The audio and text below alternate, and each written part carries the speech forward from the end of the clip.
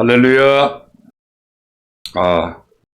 이 자리에 강의를 들으시러 오신 분 환영합니다. 또 특별히 캄보디아에서 이 본 강의를 경청하는 네 분의 전도사님들을 축복합니다. 지난주는 저희 사정 때문에 쉬게 되었는데 오늘은 7번째로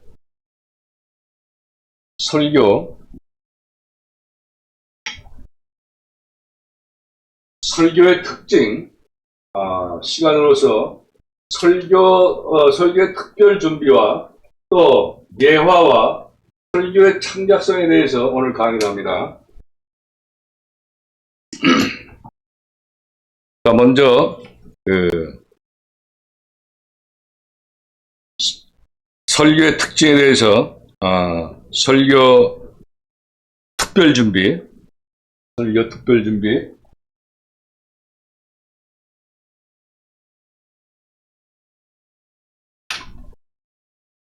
자, 이거는 오늘 설교 특별 준비의 순서는 설교의 특별 준비 5단계, 또 대지 5개 대지로서 제1대지는 첫 단계는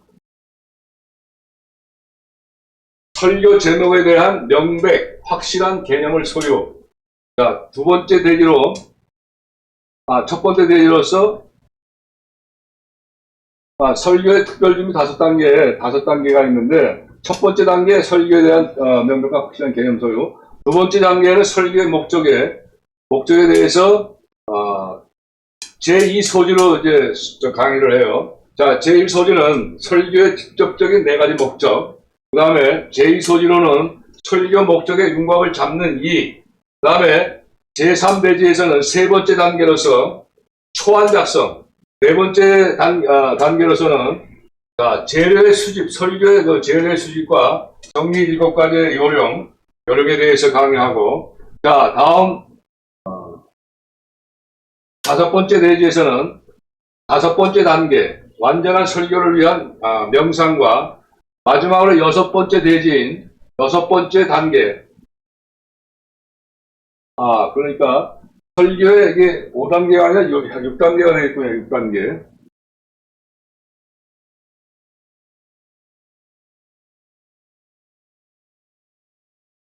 자, 6단계에 대해서 시간 강의를 합니다. 자, 먼저 개요에 대해서 설명합니다. 자, 설교의 특별 준비.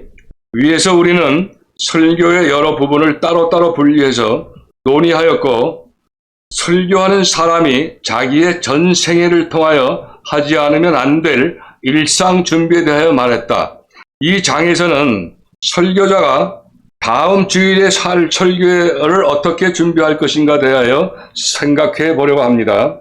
자, 그리고 설교를 준비함에 있어서 훌륭한 설교자들이 일반적으로 취하는 여러 가지 단계는 다음과 같습니다. 자, 단계는 일의 차례를 따라가는 과정을 단계라고 그래요. 단계. 자, 첫 번째 1대지로서 첫 번째 단계. 첫 번째 단계는 설교 제목에 대한 명백하고 확실한 개념을 소유한다, 가져야 한다라는 대지로 설명을 해요. 자, 개념, 확실한 개념. 개념은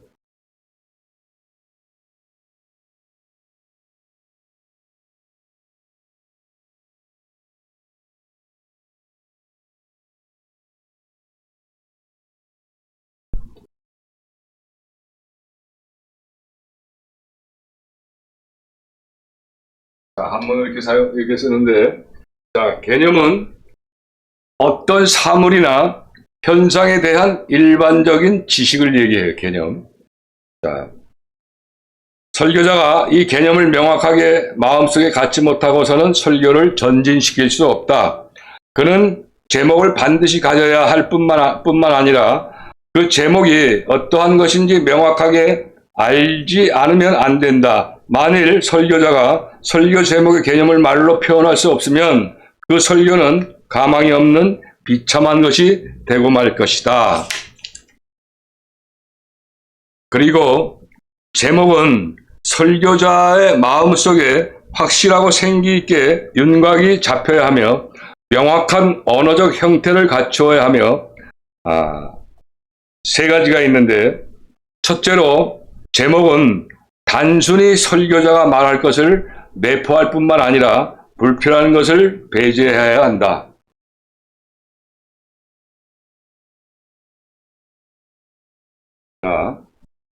여기서 내포라고 하는 얘기는 어떤 성질이나 뜻 따위를 속에 품는 것을 얘기해요. 그 다음에 배제해야 한다는 얘기는 받아들이지 아니하고 물리쳐서 제외를 시킨다 하는 그런 뜻이에요. 배제. 자, 두 번째로 일반적으로 본문과 제목은 같지 않다. 본문은 단순히 제목을 내포하고 있는 것이며 제목은 본문의 가장 중심적인 사상이. 자, 세 번째, 제목은 그 표현하는 언어가 정확해야 한다. 일방적 관념을 가진 제목은 적당치 않다. 진중히 생각하며 확고한 관념을 표현하는 제목을 선택해야 한. 자, 바로 무슨 말이냐면 제목은 그 표현하는 언어가 정확해야 한다는 얘기예요. 제목. 그러니까 제목이 갖고 있는 그 의미가 정확해야 된다. 그리고 일방적, 그러니까 한쪽으로 치우치는 관념은, 그러한 제목은 적당하지 않다. 그런 얘기예요. 자, 따라서 이 제목이 확실히 결정되면 설교자는 종이에 이를 기록하여 설교를 전부 작성하는 동안 잘 간직해 두어야 한다. 혹 설교 초안이나 다른 모든 부분은 실제로 기록하지 못하더라도 이 제목과 설교의 요점은 늘 기록해두고 늘 간직하고 있어야 한다. 자, 거기에 이제 대지 1번, 첫 번째 단계고, 자, 두 번째 단계의 설교의 목적은, 설교의 목적, 요거.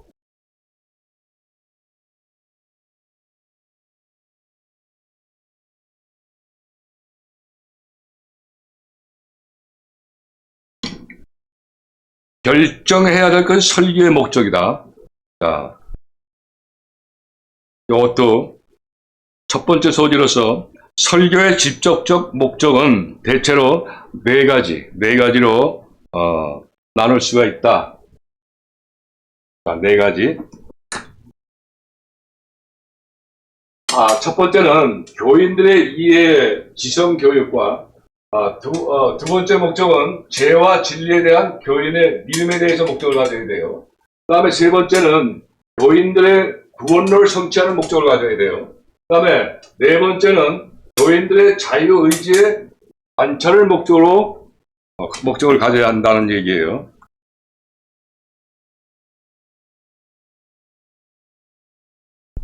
자, 첫 번째, 설교의 주목적이 청중들의 이해, 즉 지성의 교육에 치중한다. 예를 들면 그리스도의 신성을 믿을 수 없는 사람들이 있을 때, 혹은 성경이 권위의 책이라는 것을 알지 못하는 사람들이 있을 때, 또는 그리스도의 죽음이 어떻게 우리들에게 구원이 되는가를 이해할 수 없는 사람이 있을 때 이러한 설교를 하는 것이에요.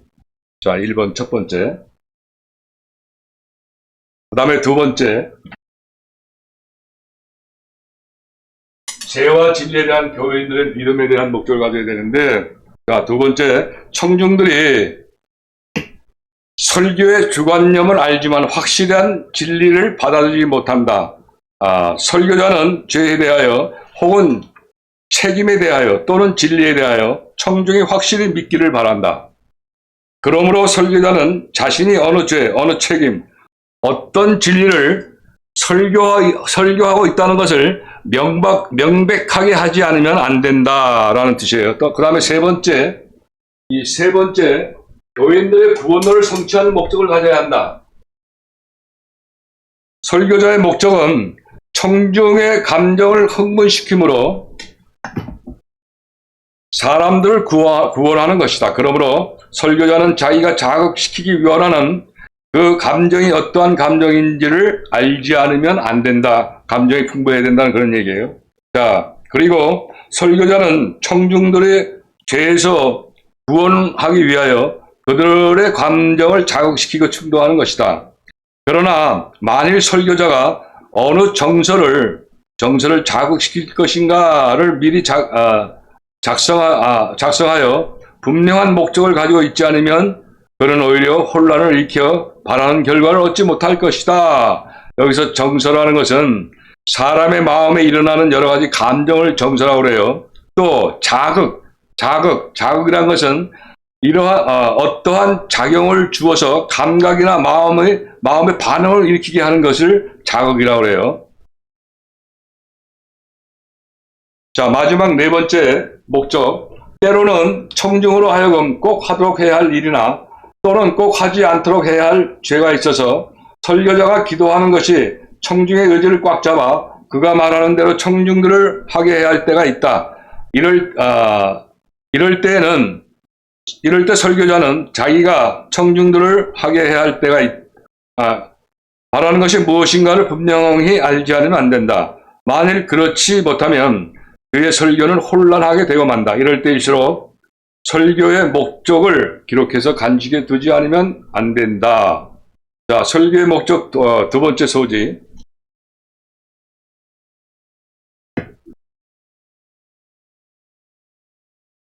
두 번째 소지.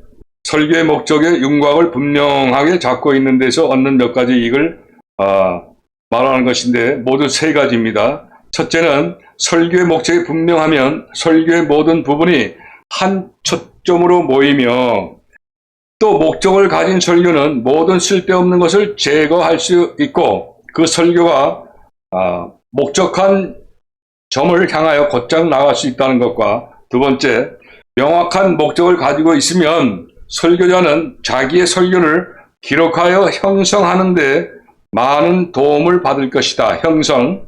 어떤 형상을 이루는 것을 이야기해요. 자, 형성.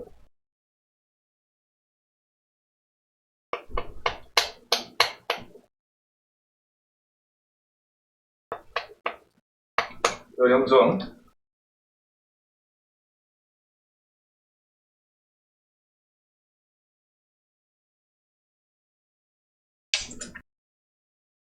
자, 세 번째.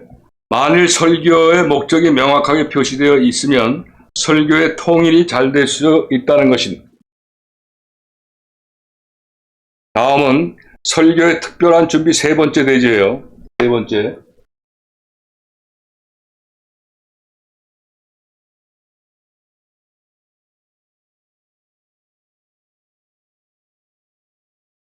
만일 설교의 목적이 명확하게 표시되어 있으면 설교의 통일이 잘 될 수 있다는 것과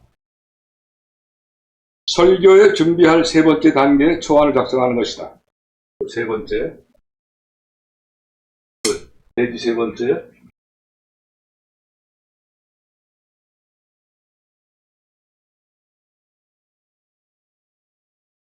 초안을 만드는 이유와 대지, 소지, 작성법에 대해서는 제10장 본론에서 이미 말했지만 초안을 명백하게 만드는 데 소비한 모든 순간은 오히려 전략된 시간이다. 초안 알죠? 초안.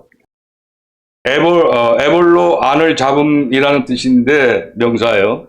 자, 화가가 그림을 그리는 처음 순서로서 그림의 윤곽을 잡는다라는 그런 뜻이 바로 초안이에요.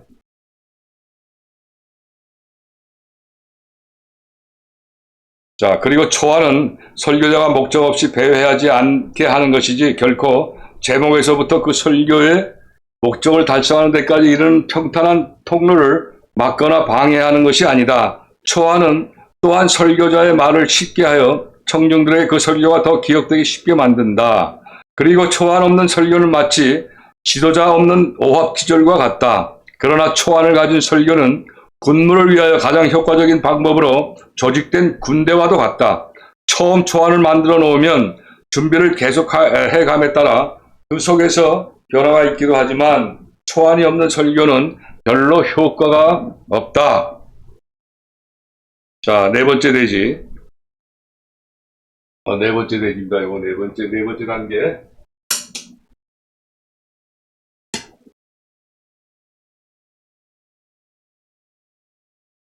자, 설교를 작성함에 있어서 넷째 단계는 재료의 수립과 정리이다. 자, 설교의 정의에 있어서 정의는 진리에 맞는 올바른 도리를 정의라고 그래요. 자, 정의에 있어서 설교란 하나님의 말씀에 위에 기초하고 사람을 구원할 목적으로 계획된 종교적 강화라고 하였다. 재료를 수립하고 배열하고 정돈하는데 한 7가지 실제적 요령을 말하자면, 자, 가능한 그 주에 일찍이 다음 주일의 설교 제목과 본문을 선택하고 그 주간 내에 쭉 그 설교에 유의하여 준비하며 그 설교를 밝히 전개시키는데 도움이 되는 재료를 찾아야 한다. 바로 요 얘기죠, 요거. 재료, 본문 선택 후 설교 재료 수집. 그 다음에 두 번째는 성경과 대조적 해석. 세 번째, 노트의 기록. 자, 네 번째, 기타 관련 서적의 연구. 다섯 번째, 타 설교자 재료를 활용한다. 또, 여러 가지 관련된 책자를, 또, 시기적 결정을 정리한다. 그런 7가지가 있어요.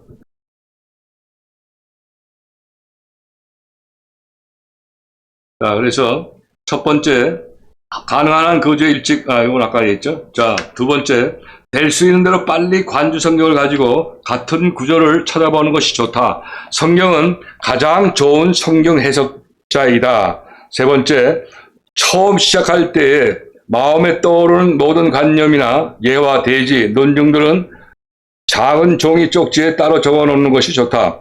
네 번째, 설교를 작성하기 시작했을 때 자기의 설교 재료가 너무 적은 것과 같이 생각되면 그 같은 문제에 대하여 다른 사람들이 저술한 책이나 주석 혹은 기타 서적을 읽어보는 것이 좋다. 다섯 번째, 만일 그래도 부족하면 공견하게 재료를 촬영하는 것도 할 수 없는 일이다. 만일 설교자들, 즉 교육자들이 재료첩을 만들어 가지고 설교를 작성하는 데 도움이 될 재료철 속에 기록하여 둔다면 말할 것 없지만 재료를 다른 사람의 것에서 채용하면 잊지 말고 청중들에게 그것을 말해야 한다. 만일 그렇지 않으면 도둑질하는 것이다.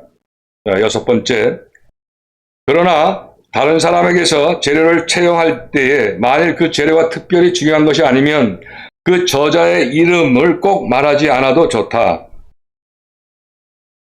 그러니까 이것은 어느 목사님의 설교에 의하면 뭐 이런 식으로 이야기를 해야 된다는 얘기예요.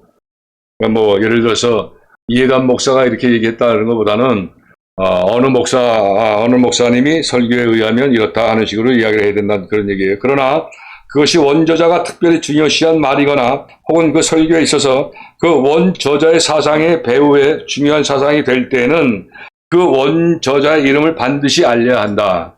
이해되시죠? 자, 마지막으로 7번째, 설교, 마지막으로 7번째, 시결정은, 자, 설교 재료를 수집하고 정돈하는 실제적 요령은 그 주말, 즉, 금요일쯤에 설교 작성을 완결하는 것이 좋다. 그리고 제12장 설교 일상 준비에서 말한 것과 같이 모든 설교자는 항상 준비 중에 있는 약 20개 정도의 설교를 가지고 있어야 한다. 자, 이제 마지막 대지, 5번째 대지입니다. 마지막이 아니라 5번째 대지. 자, 완전한 설교를 위한 명상. 특별 준비하는 거에 대해서 5번째 단계는 완전한 설교를 위한 명상을 가져야 된다는 그런 말이에요. 설교를 준비함에 있어서의 5번째 단계는 설교자가 그 제목에 강렬한 흥미와 이점을 인식할 때까지 또는 그 재료들이 생명이 있고 생기가 있는 한 완전한 설교로 융합될 때까지 그 수집하고 조직한 재료들에 대하여 깊이 명상하는 것이 좋다. 융합.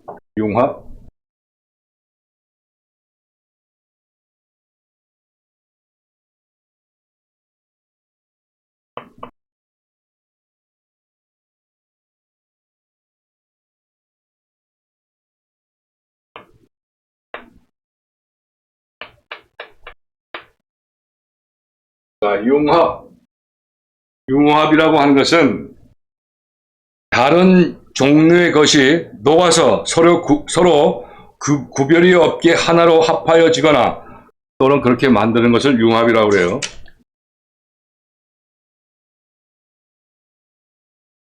자, 이제 설교의 특별 준비의 마지막 6번째 대지입니다. 마지막 끝에.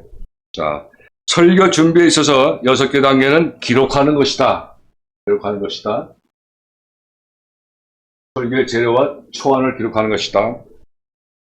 강단에서 초안을 사용하든지 안 하든지 간에 설교의 여러 부분의 상호 연관성을 보기 위해서라도 기록해 두는 것이 좋다. 그리고 설교를 기록하는 것은 청중들의 소유와 영적 원기 회복과 구원을 위한 것이며 다음 주일 설교를 준비하는 데 있어서 지켜야 할 6단계가 있다. 6단계. 자, 첫 번째 단계는 제목의 명확한 개념은 무엇을 말하고 하는가예요. 두 번째, 목적의 명확한 개념은 왜 그것을 말하려고 하는가. 세 번째, 설교자가 실시할 계획의 명확한 개념. 네 번째, 이 목적을 위한 재료들의 합리적 정리. 다섯 번째, 재료들을 융합시키고 자기 마음의 열정을 일으키기 위한 명상. 여섯 번째, 마지막으로 가장 중요한 것은 설교를 종이에 기록하는 동시에 그 설교가 청중에게 적합한지 음미 생각하고 음미한다는 거예요. 이러한 계획은 설교를 가치 있게 하며 인간을 파멸에서 구원하여 영광의 자리로 옮기게 하는 것이다. 그렇게 해서 특별 준비, 설교의 특징 중에 특별 준비의 강의를 마쳐요.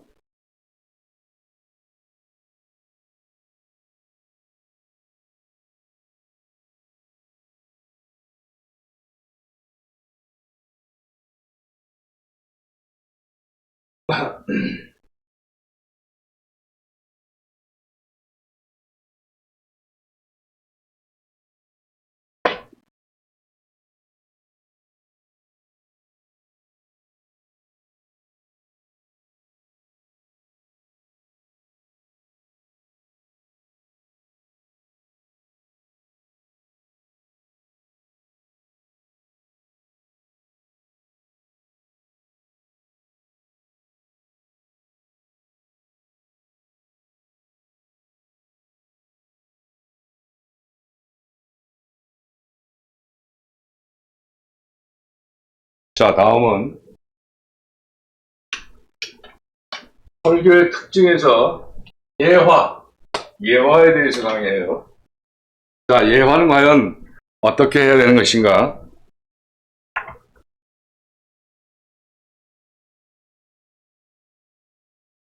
예화는 네 가지 대지로서 강의를 해요. 첫 번째 대지는 예화를 사용하는 이유, 두 번째 예화를 사용하는 규칙, 세 번째 예화의 종류, 네 번째 예화를 잘 인용하려면 요 네 가지 대지 간단해요.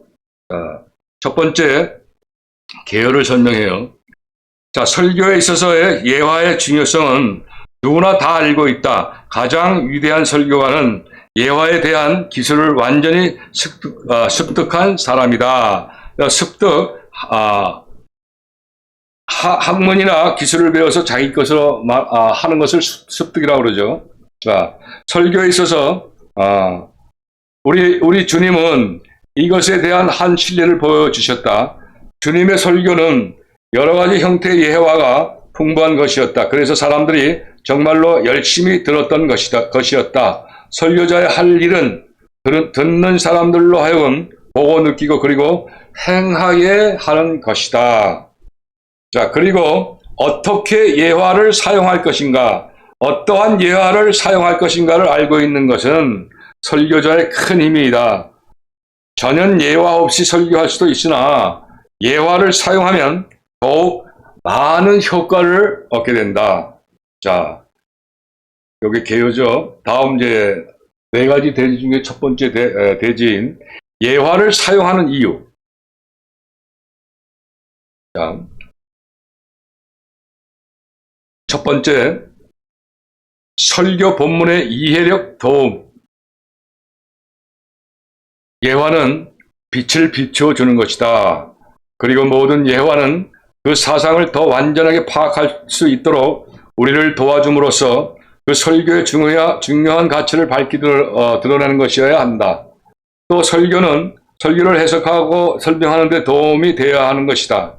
만일 그렇지 못하면 사용하지 말아야 한다. 예수님의 비유는 특수한 방법으로 이러한 역할을 한 것이었다. 자, 두 번째, 흥미를 일으키게 한다. 관심은 항상 흥미의 뒤를 따르는 것이다. 그리고 예화는 관심과 흥미의 광선을 끌어 연관되어 있는 그 논증을 비춰주는 것이며 모든 사람은 자기의 신변에 있는 것과 유사한 것을 알기 원하기 때문이다. 자, 세 번째 소지, 논증을 도와준다. 자, 논증은 좀 어려운 말인데,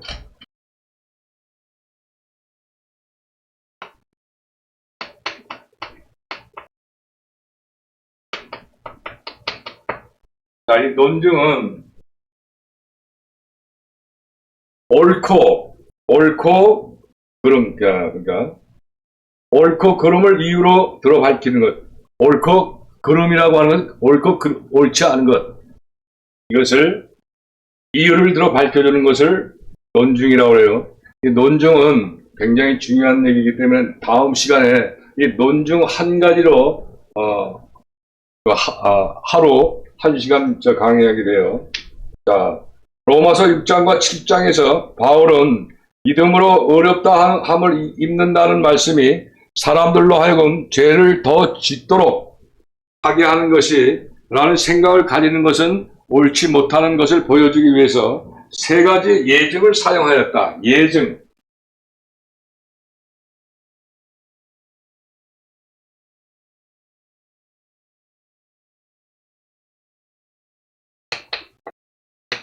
자, 논증, 예증.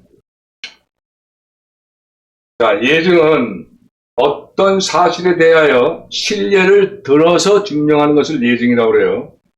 자, 첫 번째, 믿는 자들은 죄에서 죽고 다른 생활에 다시 부활한다는 것. 두 번째, 그들은 죄의 노예가 되었던 것을 중지하고 성결의 종이 된다는 것. 세 번째, 그들은 율법에 매였던 것을 끊고 새로운 것과 결합하여 결론을 맺어야 한다는 것이다. 자, 여기서 네 번째 소지, 청중의 기억을 도와준다. 자, 설교를 들은 후에 그 설교의 본문이나 제목이나 혹은 논증을 흔히 잊어버리기 쉽지만 예화는 곧잘 기억을 한다. 그 예화들은 사람의 마음속에 달라붙는 힘을 가지고 있어서 잊혀지지를 않는다. 자, 예화는 쉽게 잊혀지지 않도록 오래오래 동안 기억이 된다 하기 때문에 설교에 효과가 있다 그런 뜻이에요. 자, 예수님께서 나는 포도나무여 너희는 가지니 라고 하는 것들과 같은 것이다. 자, 다섯 번째 소지, 예화는 여러 계급의 청중, 특히 어린아이들에게까지 들려줄 수 있다는 것이다. 자, 그러니까 소위 교인들의 여러 계층이 이 청취에 가능하다. 예화는 어린이고 노인이고 할 것 없이 예화는 다 이해할 수 있다 하는 얘기예요. 자, 그 다음에 여섯 번째 소지, 청중을 휴식하게 한다. 예화는. 그러니까 예화를 우리가 설교할 때, 예화할 때는 듣는 청중들이 좀 긴장을 풀어요. 그죠? 그러면서 마음에 흡수가 되기 쉽다 하는 그 얘기.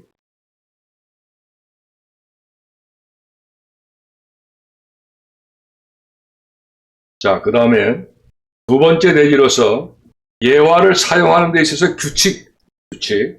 자, 첫 번째 소지, 예화가 진정으로 필요할 때만 사용해야 한다.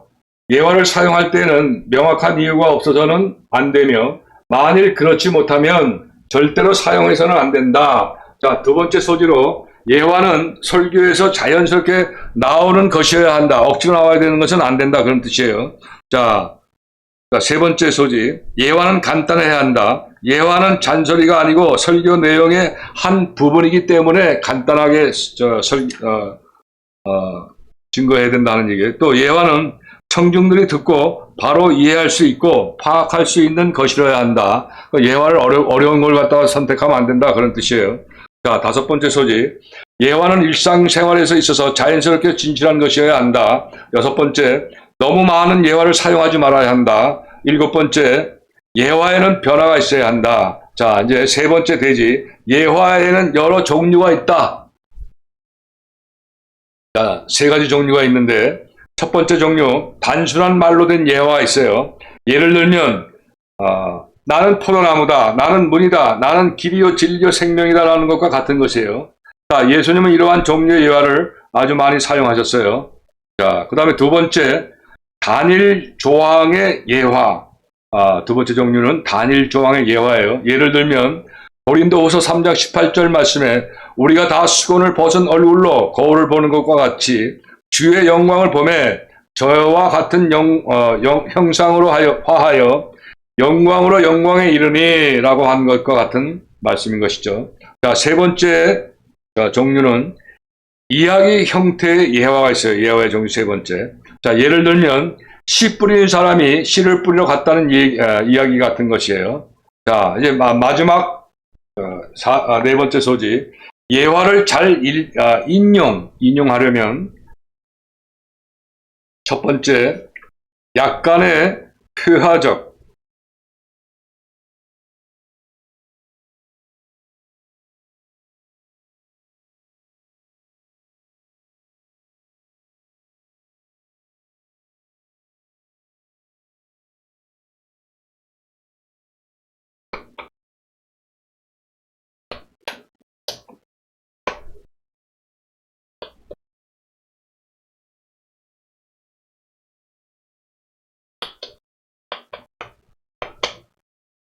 약간의 회화적 장면을 가진 배경이어야 한다. 배경.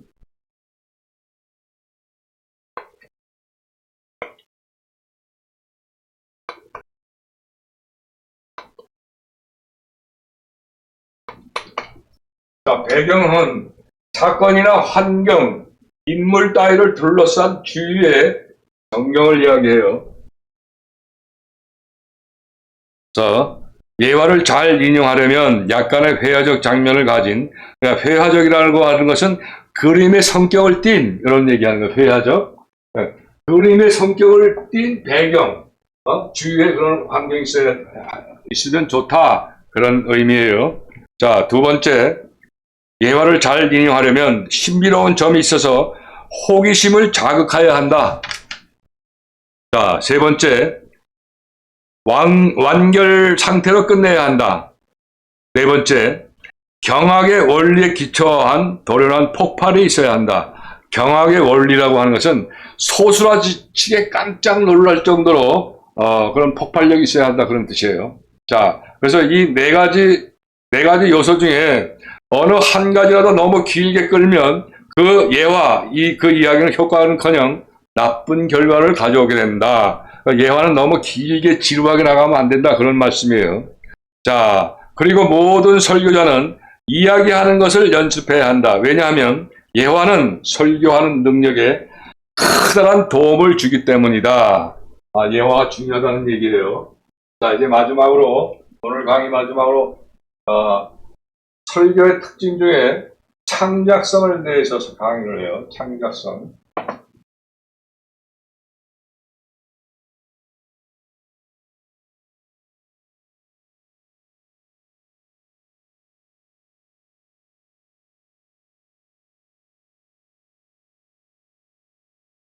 자, 창작성도 이 예화와 마찬가지로 네 가지 대지로서 간단하게 설명을 합니다.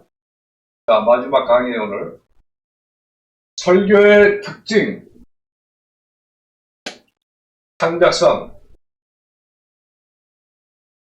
자, 첫 번째 개요에 대해 설명해요. 자, 대지일로서 창작성.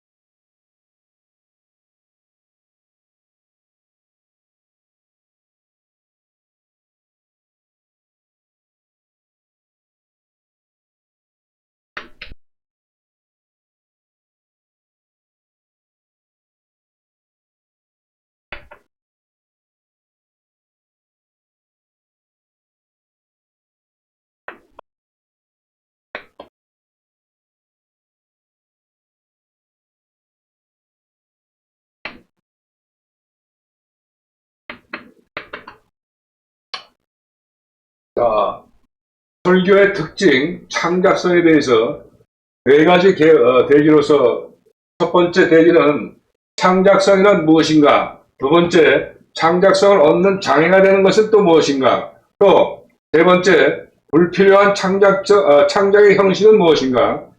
네 번째 대지, 어떻게 창작성이 배양될 수 있는가? 이건 중요하기 때문에 소지가 1번 소지부터 6개까지 소지로 강의가 진행돼요. 간단하니까 자세하게 좀 확실히 좀 경청하시기 바라요. 자, 개요에 대해서 설명합니다. 지금까지 우리는 다른 사람이 작성한 초안이나 수집한 재료나 또는 예화집 등에 인쇄된 것을 사용하는데 관해서 이미 여러 번 언급하였다. 하지만 될 수 있으면 설교자는 다른 사람에게 의존하지 말고 자기 자신의 계획과 자기의 재료들을 창작할 것을 장려한다 하였다. 자, 장려, 권고하였다는 뜻이에요.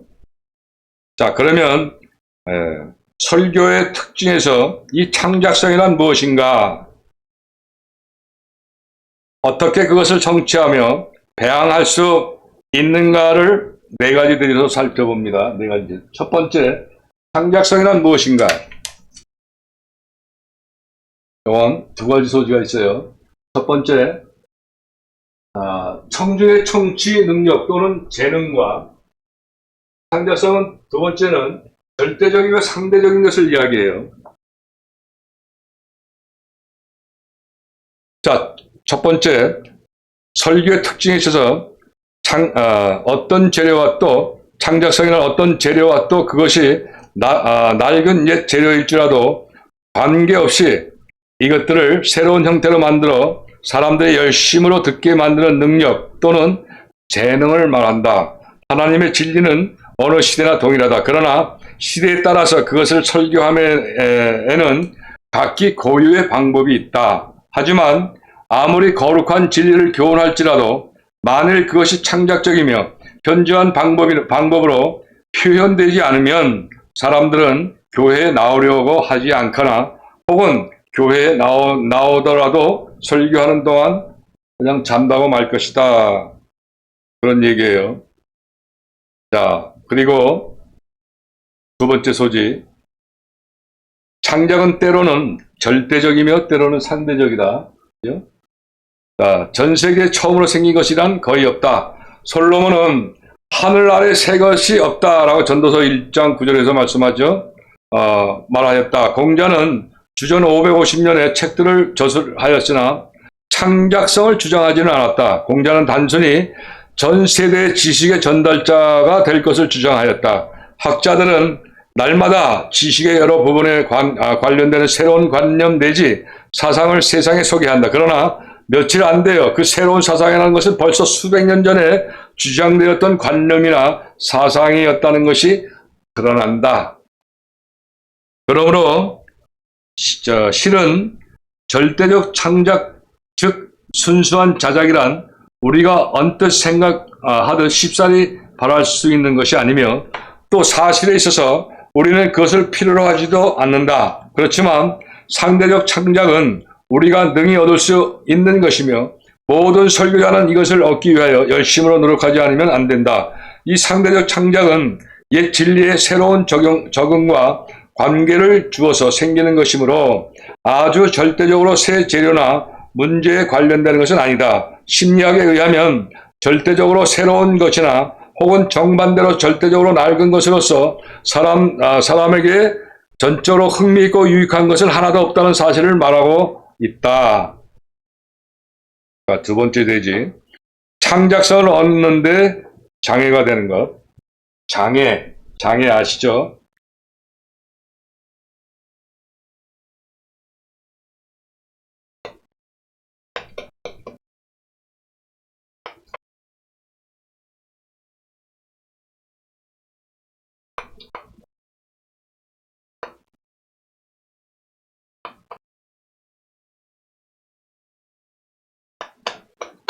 장애. 진행을 막아 거리게 하거나 충분한 기능을 하지 못하게 하는 것을 장애라고 그러죠. 자, 이것도 4개 소지에 간단하게 얘기해요. 다른 사람이 하고 있는 것을 자기도 해서 편리와 이익을 얻으려는 모방의 성질이다. 이게 장애가 되는 거예요. 자, 둘째 장애물은 다른 사람에게서 가져오는 습관이다.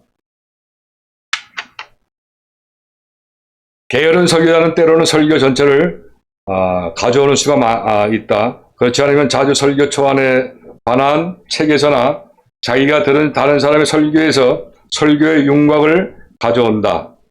이렇게 하다 보면 얼마 후에는 새로운 설교를 생각해 만들 수 있게 된다. 무슨 일이나 다 그렇지만 설교자는 설교에 있어서 발명과 창안을 실습하지 않으면 안 된다. 자, 세 번째 소지. 셋째 장애물은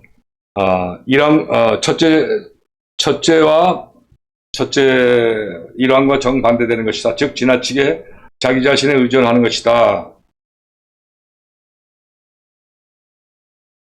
자, 세 번째 되지.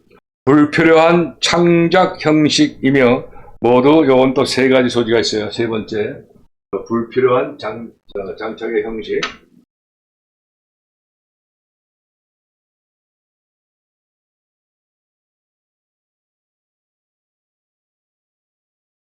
첫 번째 소지는 교리에 있어서 기괴. 여러분, 기괴는 오늘 보도록 기괴.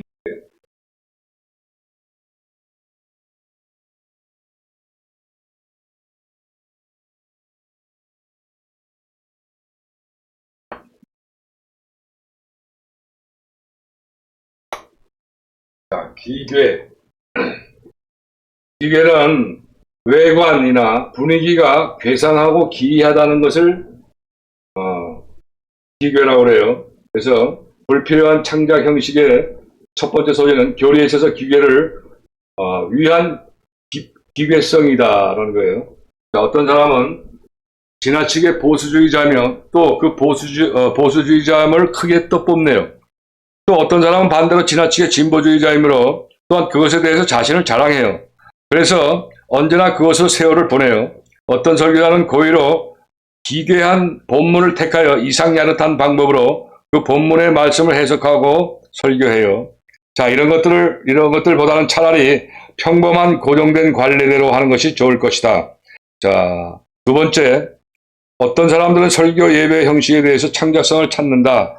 자, 이런 사람들은 항상 위대한 설교를 작성하느라고 애를 쓴다. 설교를 갈고 닦아서 이상스러운 예화로 꾸미는데 전력을 들여 한 설교는 오직 사람을 구원하기 위하여 사용하는 도구에 지나지 않는 것을 잊어버리고 만다. 훌륭한 설교는 그러한 방법으로 만들어지는 것이 아니다. 훌륭한 설교는 가장 적게 요구할 때 이루어지는 것이다. 능력 있는 훌륭한 설교는 만들어지는 것이 아니라 낳는 것이다. 낳는 것이다. 세 번째, 어떤 사람들은 허식의 형식으로 창작성을 구한다. 허식.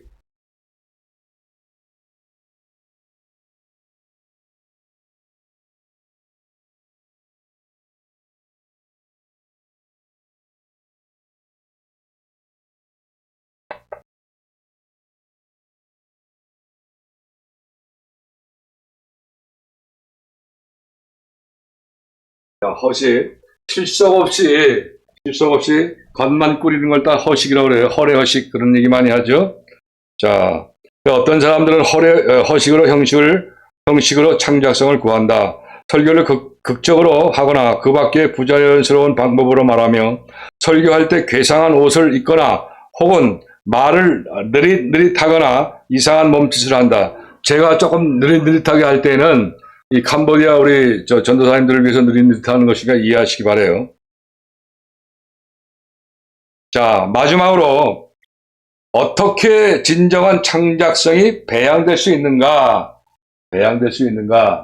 자, 지난주 6차 강의 시간에 설교의 결론과 일상준비 강의 때 설명했던 단어이지만 다시 한번 복습 차원으로서 이 배양에 대해서 설명해 드려요.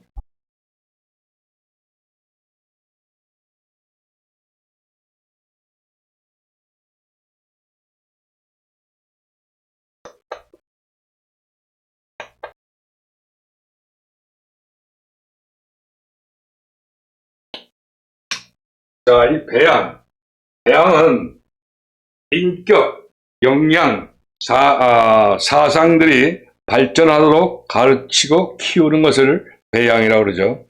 자, 마지막 대지. 어떻게 진정한 창작성이 배양될 수가 있는가? 자, 첫 번째 소지. 무엇보다도 먼저 자기 자신의 개성을 가져야 한다. 개성. 다른 사람이나 개체와 구별되는 고유의 특성, 자기만의 나타나는 고유의 특성을 이야기해요. 꼭 닮은 두 사람이 있을 수 있다. 비슷한 음성이 많으나 정말 똑같은 음성은 없다. 자, 똑같은 두 개의 성은 없는 것이다. 여러분, 자, 목소리까지도 이 세상에 수도 많은 사람들이 있지만 똑같은 음성이 없다는 거예요. 또 이 한국은 사계절이 있죠. 자, 겨울에는 눈이 와요.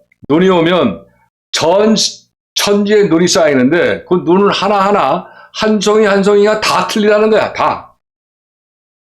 이래서 우리가 하나님을 믿는 거예요. 사람은 하나님을 믿지 않은 건 살 수가 없는 그런 동물이에요.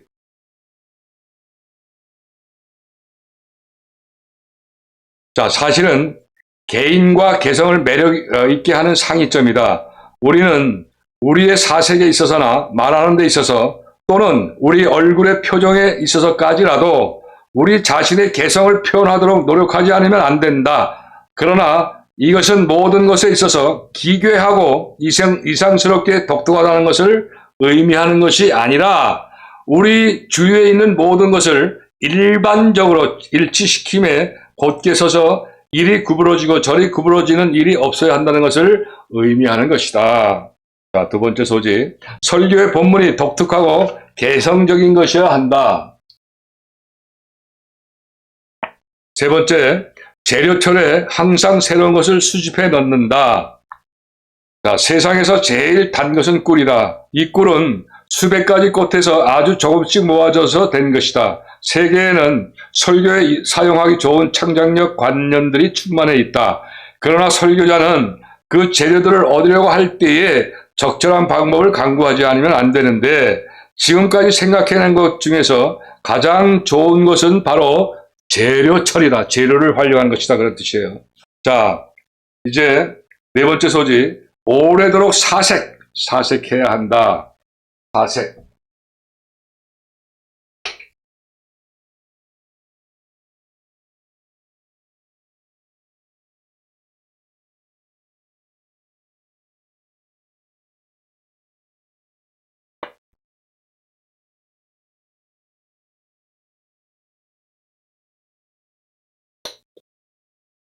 자, 이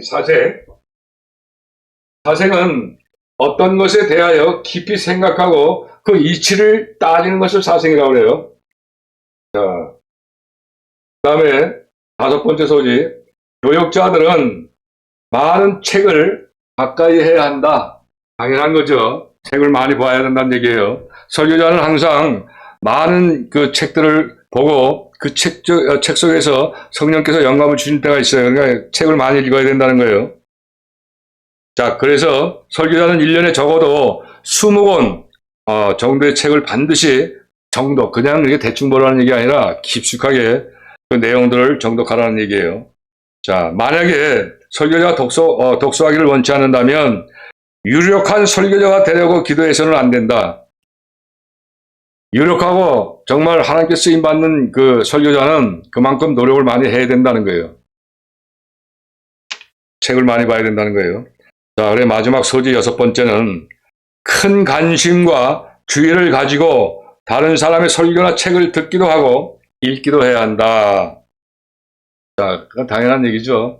다른 우리 목사님들이나 또 다른 데서 훌륭한 그 말씀의 설교집이라든가 이런 것들을 참고해서 그걸 그대로 증거하는 게 아니라 거기에서 영감을 받으라 그 뜻이에요. 자, 오늘 강의 마지막으로서 설교의 특징, 창작성에 대한 결론의 말씀을 드리고 마쳐요. 자, 50명의 설교자 중에서는 5명이 아주 빈약한 설교를 하는 사람이 있고 5명의 창작적인 맛이 있는 설교자가 있고 나머지 40명은 그저 미지근하거나 나쁘지도 않고 특별하게 좋지도 않은 설교를 할 것이다. 당신은 어느 부류에 속하는 설교자 되기를 원하는가? 창작적인 설교자가 되려면 단순히 원할 뿐만 아니라 부지런히 노력하고 연구해야 한다. 창작성은 배양될 수 있는 것이다. 그러나 값을 지불해야 한다. 예를 들어서 아까 책도 많이 봐야 되고 다른 사람들의 설교도 들어야 되고 또 그런 것들 노력을 많이 하고 지불을 많이 해야 된다는 얘기예요. 자, 값을 지불하면 그만한 가치가 있다. 즉 설교자 자신에게 유익할 뿐만 아니라 설교자가 구원하려는 사람에게도 커다란 기쁨을 안겨줄 것이다. 이래서 이 설교의 창작성이라는 건 이만큼 중요하다는 것을 말씀드리고 강의를 마칠까 합니다. 다음 주 8차 강의는 오늘은 3가지 어떤 과목 주제로 강의를 했지만 다음 강의는 아까도 말씀드렸지만 논증, 설교 특별히 하는 건 논증에 대해서 이제 강의를 할 거니까 요 한 가지 과목만 가지고 이제 강의를 할 겁니다. 기대하시고 오늘 강의도 열심히 들어 정치해 주셔서 감사합니다. 그럼 저는 다음 시간에 뵙겠습니다.